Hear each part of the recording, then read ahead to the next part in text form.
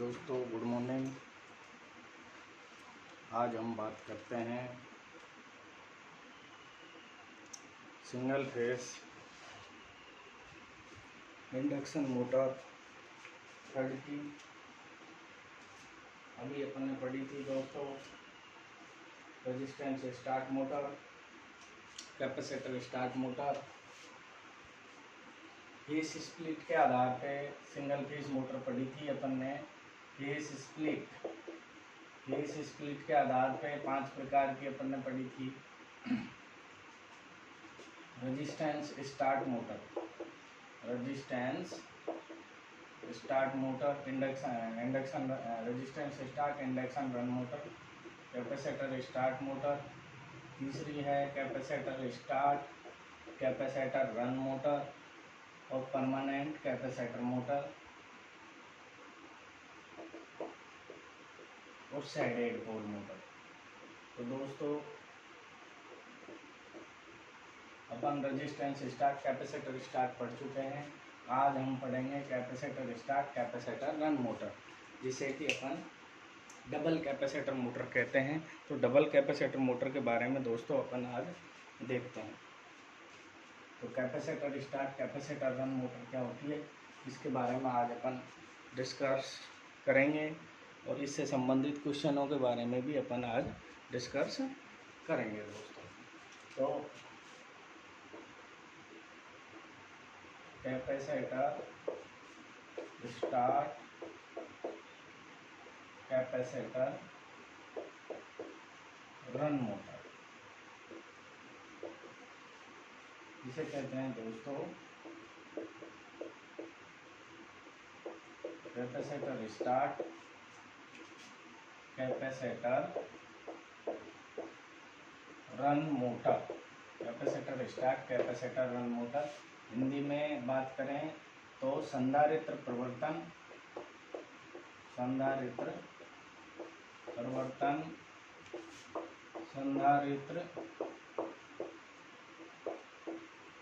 चलित मोटर, संधारित्र प्रवर्तन संधारित्र चलित मोटर। अर्थात इसमें 2 कैपेसिटर हैं, इसलिए इसे डबल कैपेसिटर मोटर भी कह देते हैं। डबल कैपेसिटर मोटर भी इसे अपन कह सकते हैं, डबल संधारित्र मोटर। तो आज अपन जो स्प्लिट के आधार पर तीसरी मोटर थी capacitor start capacitor run motor के बारे में अपन डिस्कस करेंगे। दोस्तों इस मोटर में 2 कैपेसिटर लगे रहते हैं, जो एक रनिंग कैपेसिटर कहते हैं, दूसरे को स्टार्टिंग कैपेसिटर अपन कहते हैं। 2 कैपेसिटर लगे रहते हैं, एक का नाम रनिंग कैपेसिटर होता है, एक का नाम स्टार्टिंग कैपेसिटर होता है दोस्तों। तो अब अपन इसका डायग्राम बना लेते हैं, चित्र बना लेते हैं पहले दोस्तों। सबसे पहले अपन इसका डायग्राम देखते हैं, डायग्राम के बाद अपन इसके बारे में डिस्कस करेंगे।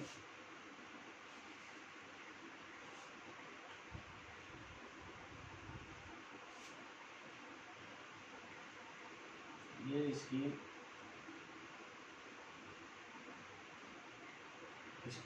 रनिंग वाइंडिंग होती है दोस्तों। रनिंग वाइंडिंग जैसा कि मैंने आपको बताया था, इसका प्रतिरोध कम होता है। रनिंग वाइंडिंग का प्रतिरोध कम होता है। क्यों कम होता है? ये मोटे तार कम घेरे की बनी रहती है। कैसी बनी रहती है? मोटे तार कम लपेट की बनी रहती है, इसलिए इसका प्रतिरोध कम रहता है। ये स्टार्टिंग वाइंडिंग है, ये पतले तार अधिक लपेट की बनी रहती है। ये किसकी बनी रहती है दोस्तों? पतले तार अधिक लपेट की बनी रहती है, इसलिए इसका आर अधिक रहता है। तो ये स्टार्टिंग वाइंडिंग है। यहाँ पे अपन स्टार्टिंग वाइंडिंग में 2 कैपेसिटर लगाते हैं। एक तो होता है स्टार्टिंग कैपेसिटर और एक होता है कैपेसिटर रनिंग। एक के नाम दे देते हैं CR और एक का नाम दे देते हैं CS, कैपेसिटर रनिंग और कैपेसिटर स्टार्टिंग। तो कैपेसिटर रनिंग वाला तो स्थायी रूप से अपन इसमें लगा देते हैं, इस मोटर में। इसमें सेंट्रीफ्यूगल स्विच नहीं लगा रहता। तो इसके यहाँ अपन एक सेंट्रीफ्यूगल अपसारी कुंजी लगा देते हैं, सेंट्रीफ्यूगल स्विच लगा देते हैं, जो कि मोटर के 75% स्पीड धारण करने पर सेंट्रीफ्यूगल स्विच इस कैपेसिटर को परिपथ से हटा देता है और केवल रनिंग कैपेसिटर अपना लगा रहता है। अब यहाँ पे कौन सा कैपेसिटर अधिक मान का होगा, कौन सा कम मान का होगा, कौन सा कैपेसिटर किस क्वालिटी का होगा, तो अपन सबसे पहले CS की बात करें तो दोस्तों CS है अपना स्टार्टिंग कैपेसिटर। CS क्या है? CS अपना स्टार्टिंग कैपेसिटर है।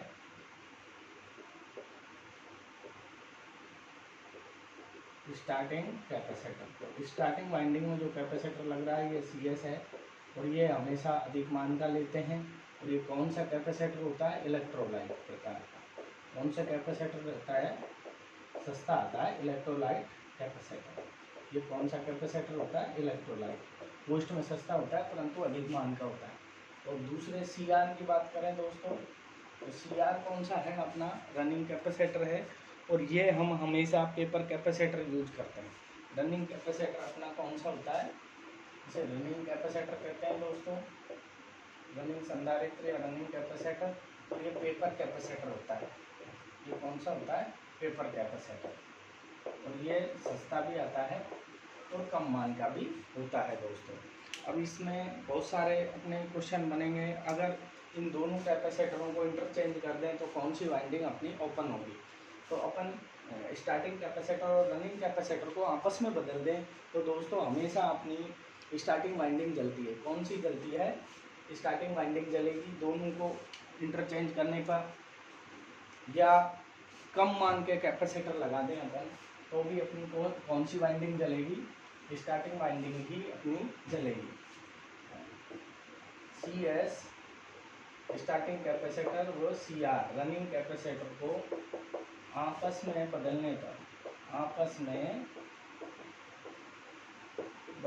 पर स्टार्टिंग वाइंडिंग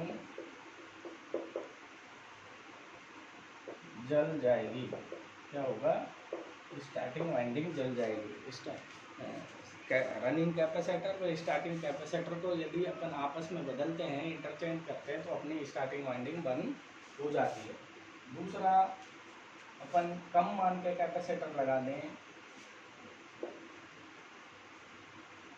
दूसरा स्टार्टिंग कैपेसिटर के श्रेणी में सेंट्रीफ्यूगल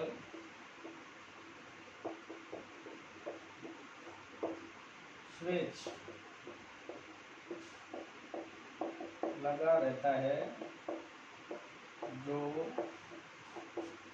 मोटर के 75% स्पीड धारण करने पर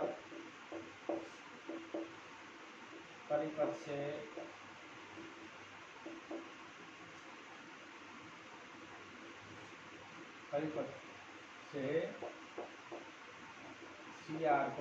CS को हटा देता है, स्टार्टिंग कैपेसिटर को हटा देता है। मतलब सेंट्रीफ्यूगल स्विच ऑफ हो जाएगा 75% स्पीड पे और अपने स्टार्टिंग जो कैपेसिटर है उसको हटा देता है।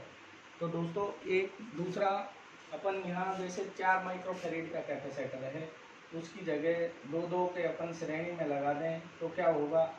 ऐसे क्वेश्चन प्रतियोगी परीक्षाओं में पूछे जाते हैं। तो और 2 और 2 का अपन कुल कैपेसिटेंस निकालेंगे दोस्तों तो क्या निकलता है? श्रेणी में 1 निकलता है। तो अर्थात अधिक मान के यहाँ पे 4 माइक्रोफैरेड की जगह 2-2 श्रेणी में लगाएंगे तो उनका इक्विवेलेंट क्या आएगा? 1। अर्थात मोटर कम गति पे चलेगी। अर्थात स्टार्टिंग कैपेसिटर का मान कम हो गया तो मोटर कम गति पे चलेगी। और अगर उच्च मान का स्टार्टिंग कैपेसिटर अपन लगा देंगे तो उच्च मान के स्टार्टिंग कैपेसिटर पे क्या होगी? अपनी स्टार्टिंग वाइंडिंग जल जाएगी। क्या होगा दोस्तों? स्टार्टिंग वाइंडिंग जल जाएगी। अगर अपना स्टार्टिंग रनिंग कैपेसिटर में से कोई भी कैपेसिटर ओपन हो जाए, स्टार्टिंग या रनिंग कैपेसिटर में से कोई भी कैपेसिटर ओपन हो जाए तो क्या होगा दोस्तों? कोई भी कैपेसिटर ओपन हो जाएगा तो मोटर चलेगी नहीं चलेगी? तो अपनी मोटर नहीं चलेगी। स्टार्टिंग रनिंग में से कोई भी कैपेसिटर, दोनों में से कोई भी एक कैपेसिटर ओपन होने पर अपनी मोटर रन नहीं करेगी दोस्तों। अब अपन इसके फेजर डायग्राम की बात करते हैं, फेजर डायग्राम की, और इसके जो कुछ गुण हैं उसकी बात करते हैं कि इस मोटर में एक्स्ट्रा क्या गुण होता है। एक तो इसमें डबल कैपेसिटर लगे रहते हैं, तो डबल कैपेसिटर के कारण इसका स्टार्टिंग टॉर्क भी उच्च होता है और रनिंग टॉर्क भी उच्च होता है। इस मोटर के गुण देख लेते हैं। इसमें डबल कैपेसिटर के कारण इसका स्टार्टिंग और रनिंग टॉर्क दोनों क्या होते हैं, उच्च होते हैं दोस्तों। और ओवरलोड क्षमता इसकी 25% एक्स्ट्रा होती है। इस मोटर के गुण की बात करें तो इस मोटर का स्टार्टिंग व रनिंग टॉर्क उच्च होते हैं, हाई होते हैं। क्या होते हैं दोस्तों, इस मोटर का स्टार्टिंग और रनिंग टॉर्क दोनों क्या होते हैं, उच्च होते हैं। दूसरा, इसकी जो ओवरलोड क्षमता है वो भी 25% ज़्यादा होती है। इस मोटर की ओवरलोड क्षमता 25% ज़्यादा होती है। 25% ज़्यादा का मतलब 125% होती है। ये लोड 125% ले सकती है, 25% एक्स्ट्रा लोड ले सकती है। दोस्तों दोनों टॉर्क अच्छे होते हैं, पावर फैक्टर इसका अच्छा होता है। और रनिंग करंट की बात करें, इसका पावर फैक्टर भी क्या होता है, अच्छा या उच्च होता है। पावर फैक्टर यूनिटी अच्छा या गुड कह दो या उच्च कह दो, अच्छा रहता है। तीसरा अपन इसकी बात करें तो इसका स्टार्टिंग करंट क्या होता है, निमिन होता है दोस्तों। स्टार्टिंग करंट क्या होता है, निमिन होता है। इस मोटर का स्टार्टिंग करंट कम होगा क्योंकि स्टार्टिंग टॉर्क और रनिंग टॉर्क अपना उच्च है, तो इस मोटर का स्टार्टिंग करंट हमेशा क्या होता है, निमिन होता है। और इस मोटर का अपन यूज कहाँ कर सकते हैं, इसमें दो कैपेसिटर दो लगे रहते हैं, इसलिए महंगी तो होगी। एक स्टार्टिंग कैपेसिटर, एक रनिंग कैपेसिटर। परंतु दो कैपेसिटर, डबल कैपेसिटर लगने का इसमें फ़ायदा भी होता है दोस्तों। डबल कैपेसिटर का फ़ायदा है कि इस मोटर का रनिंग टॉर्क भी उच्च होता है और स्टार्टिंग टॉर्क भी उच्च होता है। इसलिए इस मोटर को कहाँ यूज लेते हैं, AC, air compressor, water cooler. इस मोटर का अपन यूज कहाँ करेंगे, AC, एयर कंप्रेसर व वाटर कूलर में अपन इसका यूज करते हैं। यूज या उपयोग इसके कहाँ करते हैं या इसके एप्लीकेशन क्या है। AC में यूज कर सकते हैं, एयर कंप्रेसर या वाटर कूलर। वाटर कूलर में अपन इस मोटर का अपन यूज कर सकते हैं। AC, एयर कंप्रेसर या वाटर कूलर में यूज कर सकते हैं क्योंकि इसमें डबल कैपेसिटर लगा रहता है, इसीलिए। अब अपन इसके फेजर डायग्राम की बात करें दोस्तों, फेजर डायग्राम की बात करें, इस मोटर के फेजर डायग्राम की अपन अगर बात करें यदि, तो फेजर डायग्राम में ये सप्लाई वोल्टेज होता है। सप्लाई वोल्टेज से स्टार्टिंग करंट हमेशा लीड करता है 10 से 20 degree. IS starting current lead करता है सप्लाई वोल्टेज से 10 से 20 डिग्री। स्टार्टिंग करंट लीड करेगा सप्लाई वोल्टेज से 10 से 20 डिग्री। और मेन अपना जो पर्पज है ये रनिंग करंट है। और रनिंग करंट और स्टार्टिंग करंट के मध्य अपन को 90 डिग्री एंगल चाहिए। क्या चाहिए, 90 डिग्री एंगल चाहिए। तो अपना मेन जो इस फेस स्प्लिट, दोनों फेसों के अंदर अंतर, कालांतर उत्पन्न करना। तो स्टार्टिंग व IR के मध्य जब 90 डिग्री का अंतर होगा तभी तो मोटर चलेगी। तो दोनों के मध्य 90 डिग्री फेज अंतर होता है। और इनका अपन रिजल्टेंट जब निकालते हैं तो इसका रिजल्टेंट निकलता है मुख्य करंट, मेन करंट जिसे अपन कहते हैं। तो ये सप्लाई वोल्टेज से 50 से 60 डिग्री लैग करता है। और जो रनिंग करंट है, रनिंग करंट IR 70 से 80 डिग्री लैग करता है सप्लाई वोल्टेज से। कितना लैग करता है, 70 से 80 डिग्री लैग करता है सप्लाई वोल्टेज से दोस्तों। अब अपन इसके कुछ क्वेश्चन देखेंगे कि भाई स्टार्टिंग कैपेसिटर अधिक मान का होगा तो क्या होगा, स्टार्टिंग वाइंडिंग जलेगी। कम मान का होगा तो क्या होगा, मोटर का स्टार्टिंग टॉर्क कम हो जाएगा। अगर ये दोनों ओपन हो जाएंगे तो मोटर चलेगी नहीं, दोनों को इंटरचेंज कर देंगे तो भी स्टार्टिंग वाइंडिंग जलेगी। हमेशा कौन सी, क्योंकि ये कहाँ लग रहे हैं, स्टार्टिंग में लग रहे हैं, तो हमेशा कौन सी वाइंडिंग जलेगी, स्टार्टिंग जलेगी।